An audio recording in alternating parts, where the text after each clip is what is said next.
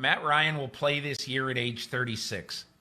And Matt Ryan obviously has been an Atlanta Falcon since 2008. I was there on the night of the draft, and you still had people walking around Atlanta in Michael Vick jerseys and saying, in essence, that Matt Ryan will never be accepted here.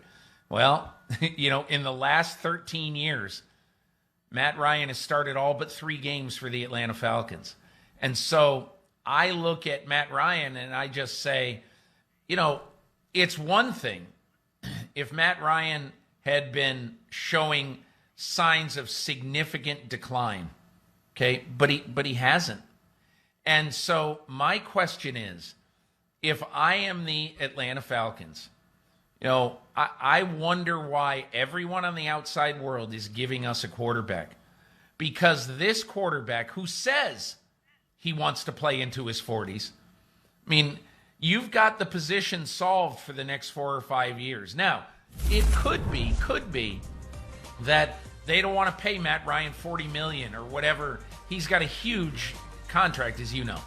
And maybe they don't want to pay him that. But the fact is, if the cap starting in 2023 starts to go up, and 2024 and 25 it goes up, that's going to be a manageable salary to be able to handle.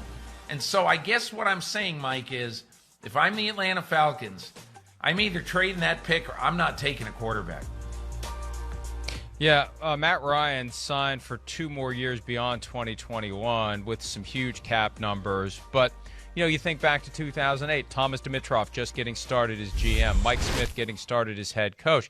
In that 13 years, until this year when it bottomed out and Arthur Blank decided to change out both jobs, you had Dimitroff, consistently the GM, 2 coaches in that stretch when many of the teams have been through 3 or 4 or more. Having that quarterback and having that stability is what cements you over the long haul, and that may be why they're thinking about it. That's why we're hearing these reports of Arthur Smith wanting to stick with Matt Ryan, Terry Fontenot wanting to go with the quarterback, because if you unlock that young franchise quarterback, you're laying the foundation for a decade or longer of consistent contention, not necessarily Super Bowls, but good enough that there's not going to be a house cleaning, that all you have to do is put the team around him. And that's not easy to do, but it's a lot easier than finding the franchise quarterback. And I just think these opportunities to get a franchise quarterback are so few and far between, Peter, that you got to take them when they come. And the one thing that I think a lot of people have lost sight of as it relates to what the Falcons will do, what they're going to do is whatever Arthur Blank wants them to do. At the end of the day, he'll make it known what his preference is, most likely via Rich McKay, who will make it known to Terry Fontenot and Arthur Smith what the guy who owns the team wants with that very high-profile pick, and that's what they'll do. I agree, Mike, but I also think that when Thomas Dimitroff was there, he obviously had to answer to Arthur Blank, but it was Thomas Dimitroff's idea to go up for Julio Jones for that passel of draft choices in 10 or 11.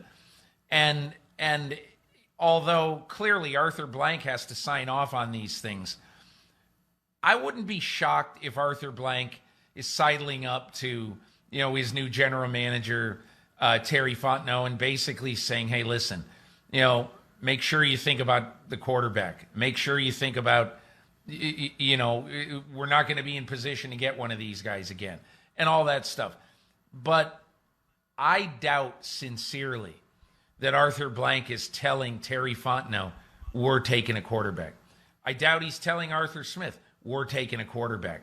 I just don't think he operates his team that way. Now, I'm sure he's not going to be shy with his opinion. He never is. But I do think that this is going to be a decision that at the end of the day is going to be made by the general manager and the coach. But as you say, Mike, if Arthur Blank totally disapproves of it, there could be a significant discussion to be had. One of the things I always say, the beauty of being a billionaire, you never have to come out and say what you want. You just make your opinion known. And smart people who work for you will understand what that means and what they should do if they would like to. Hey, you know what, Mike? Mike, I'm glad Ozzie Newsome didn't do that in I'm glad Ozzie Newsome didn't do that in 1996, because remember in 1996 the Ravens are new to Baltimore, and so obviously you've got Ozzie Newsome running his first draft ever, and Art Modell, the owner of the team, says, "Hey, I really want Lawrence Phillips. We need to fill up our stadium. We need offense. We need offense here. I want Lawrence Phillips." And hey, look, at the end of the day, Ozzie Newsome wasn't positive that this might not at some point cost him his job. But Ozzie Newsome said, "No, we're taking Jonathan Ogden. And then with our second pick in the first round, we're not moving up to go get a big offensive weapon. With our second pick, if he's there, we're taking Ray Lewis." So, I mean, obviously it's one of the best draft rounds. Maybe it's not quite Gale Sayers and Dick Butkus for the Bears in the 60s in the same first round, but that is one heck of a first round. And so I really think that if Arthur Blank hired Terry Fontenot, and if he hired Arthur Smith, he hired him because he has faith in them to take the Atlanta Falcons to a Super Bowl. In my opinion, I don't think the first big matter of business for the organization that he's going to say, "Hey guys, stand back.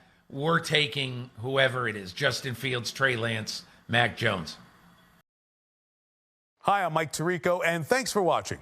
Make sure to hit subscribe for the latest news and highlights from NBC Sports.